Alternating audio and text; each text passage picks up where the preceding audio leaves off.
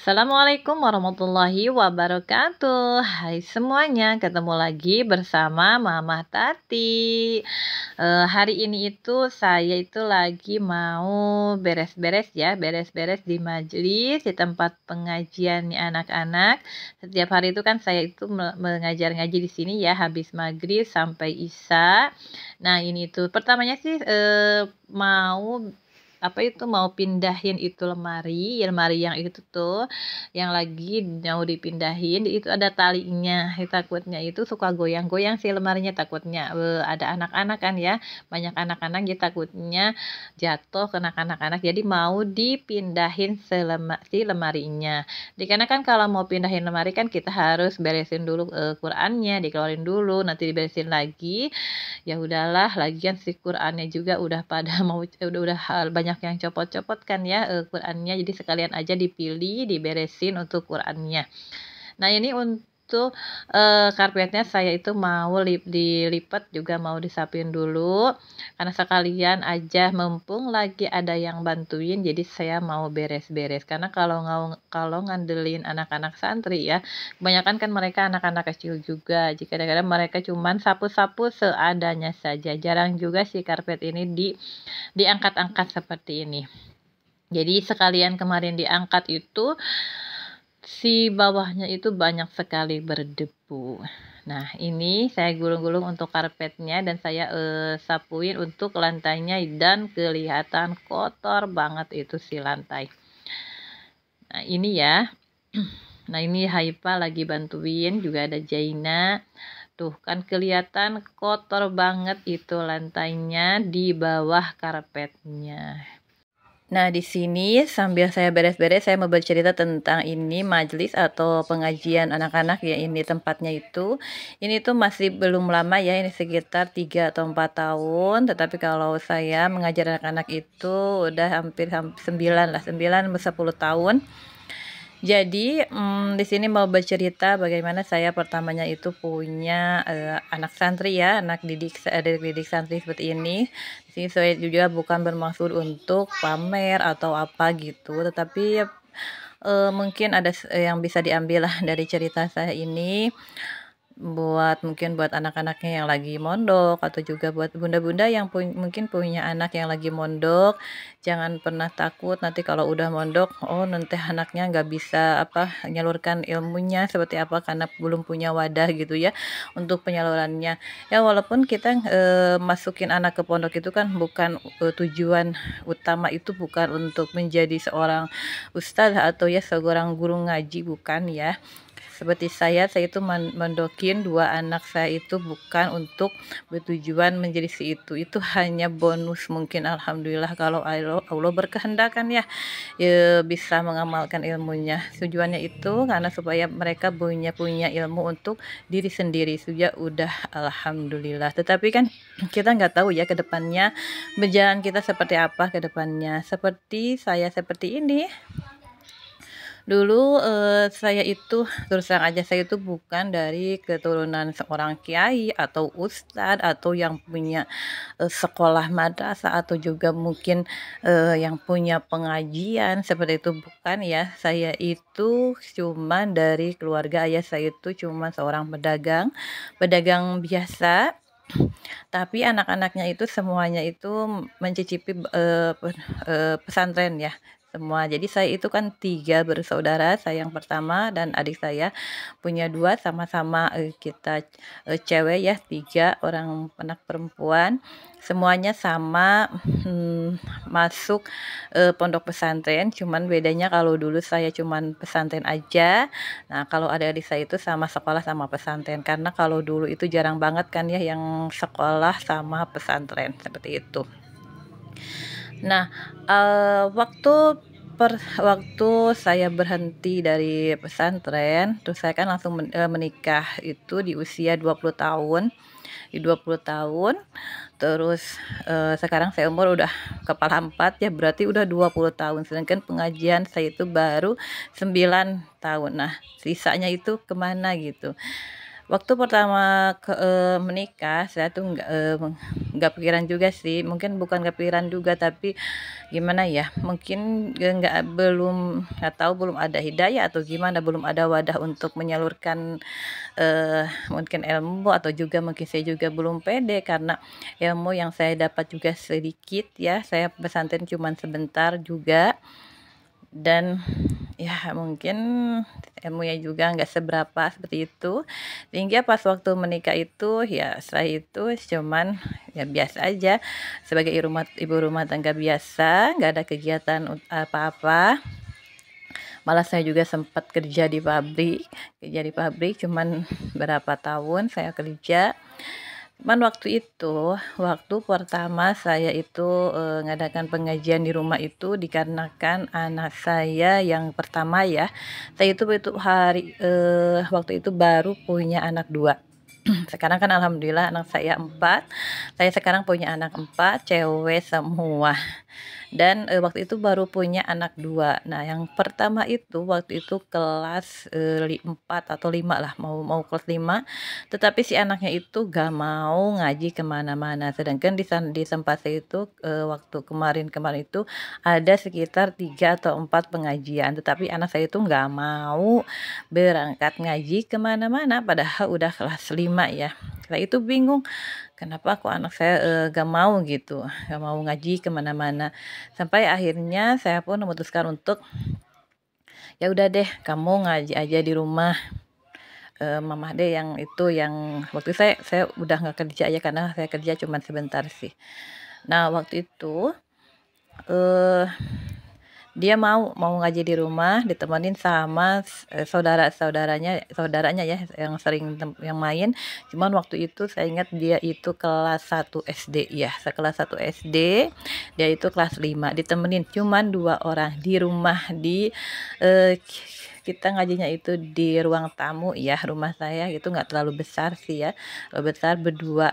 Selama terus berlanjut, semakin banyak saudara yang menitipkan anak-anaknya untuk mengaji, sampai itu 3 orang sampai 10 orang.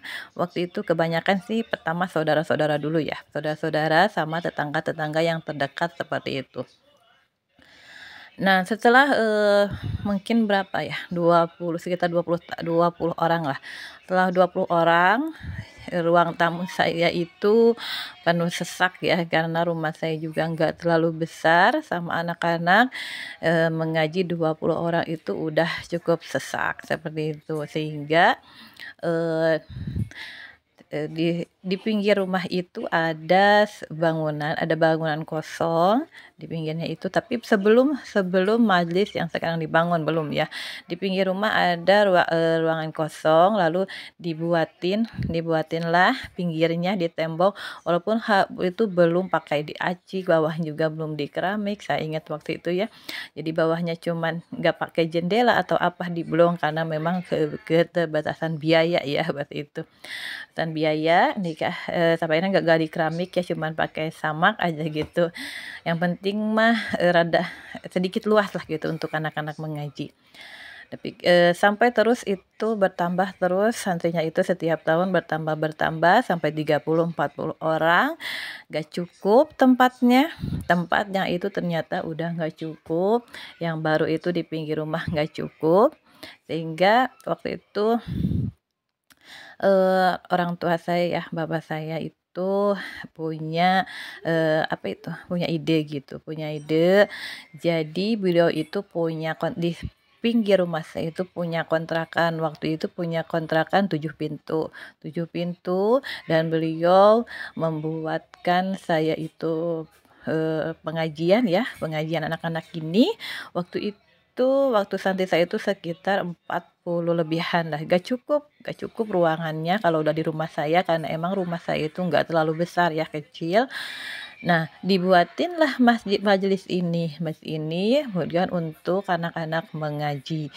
Karena waktu itu, anak-anak semakin banyak, orang tua saya itu jadi memutuskan untuk, menyatukan 3 lokal kontrakannya dia khususkan untuk anak-anak mengaji. Alhamdulillah saya itu selalu didukung oleh orang tua saya ya, oleh ayah saya situ, apalagi ini kan untuk kebaikan ya, untuk anak-anak mengaji.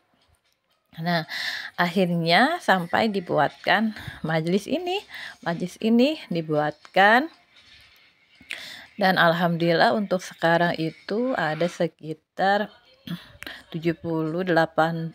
lebih lah, 80 anak santri yang sekarang mengaji di sini. Tapi untuk sekarang itu kebanyakan anak-anak kecil sih, anak-anak ikro ya, anak-anak ikro yang mengaji mungkin SD ke bawah 6 kelas 5 ke bawah lah, 6 ke bawah lah gitu. Jadi untuk sekarang itu di kampung saya ini tuh nggak tahu kenapa ya, kalau udah lepas SD itu SMP lah, masuk SMP udah jarang banget anak-anak yang mengaji.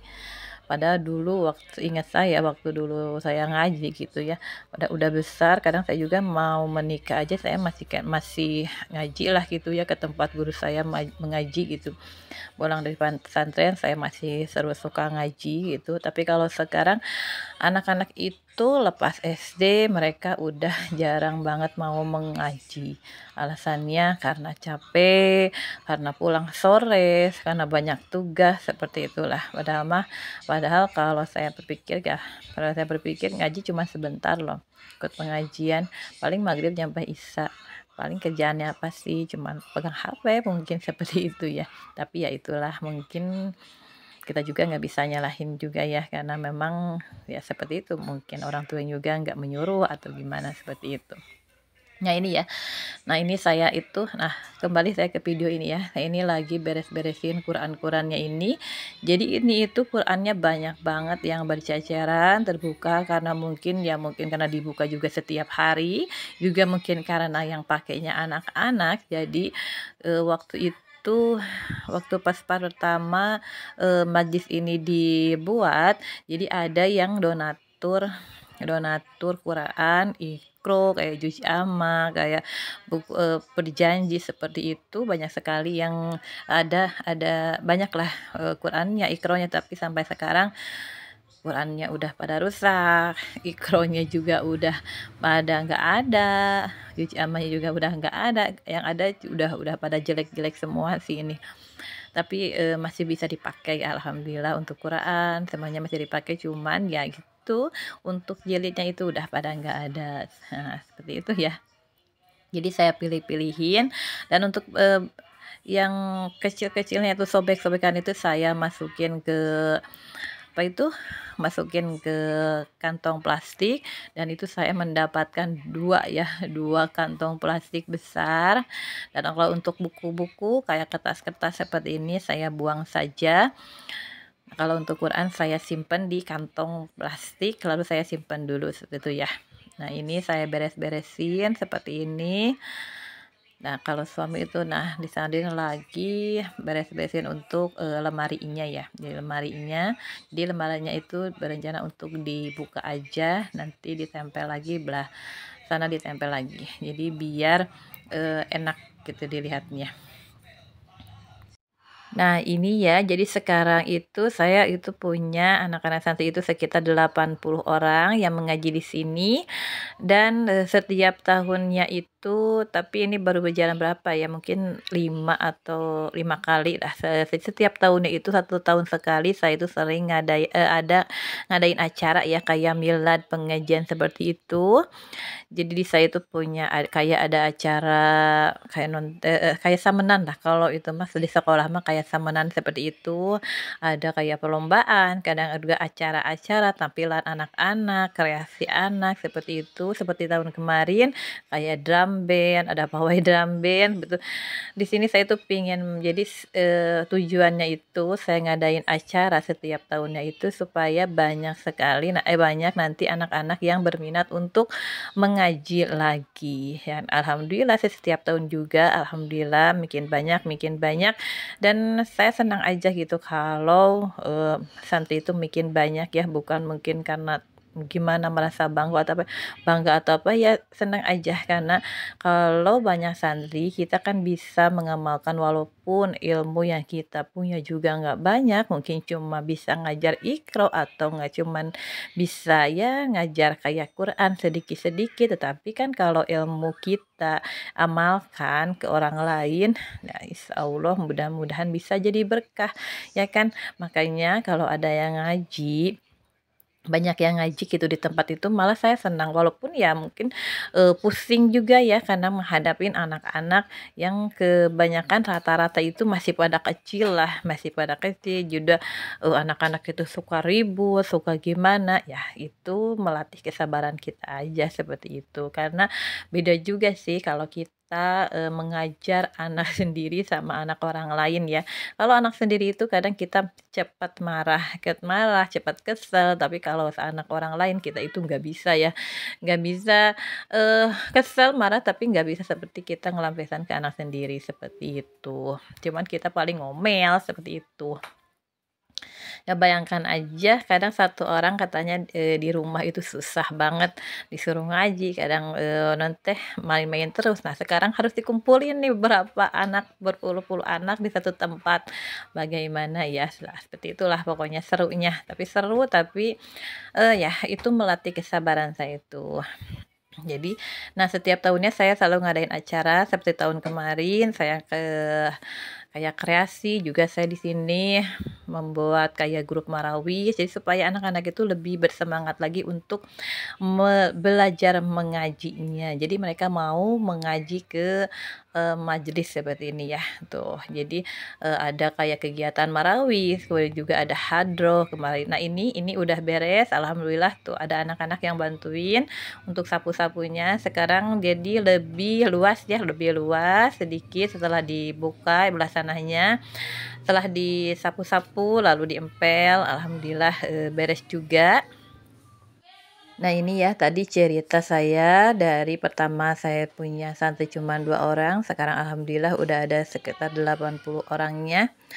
Seperti tadi yang saya ceritakan dari awal, saya itu bukan bermaksud untuk pamer, tetapi mungkin alhamdulillah kalau ada sedikit dari cerita saya yang bisa diambil ya, ada manfaatnya, mungkin ada ya motivasi untuk anak-anak sekarang yang lagi pada mondok, yang jangan pernah takut nanti kalau udah beres mondok belum ada tempat untuk wadah untuk menyalurkannya, tetapi karena kita nggak tahu ke depannya kita akan bagaimana. Nah, terima kasih untuk semua teman-teman yang mau mendengarkan cerita saya untuk hari ini. Terima kasih banyak, jangan bosan-bosan ya, hari ini saya cerita sedikit panjang juga. Nah, inilah mudah-mudahan tempat pengajian ini itu jangan sampai padam ya. Mungkin mudah-mudahan walaupun nanti mungkin saya juga udah nggak ada, jadi pengajian itu bisa terus ada walaupun mungkin yang ngajarnya mungkin nanti siapa, tetapi mudah-mudahan pengajian ini terus bisa berkembang, terus bisa banyak juga santrinya juga apa ya, pokoknya jangan sampai pengajiannya tutup ya, seperti itu. Sekali lagi terima kasih untuk semuanya, terima kasih juga yang telah bantu-bantu beres-beres di sini. Karena ya kalau bukan kita siapa lagi sih yang mau beres-beres di sini, seperti itu. Nah ini anak-anak udah beres-beres lalu jajan di jajan cilok ya, basreng mercon seperti ini. Sekali lagi terima kasih untuk anak-anak yang udah tadi membantu. Nah ini seperti ini sekarang udah sedikit luas lagi ya, tinggal karpetnya nanti belum dipasang, nanti sore saja setelah kering seperti ini. Terima kasih. Assalamualaikum warahmatullahi wabarakatuh.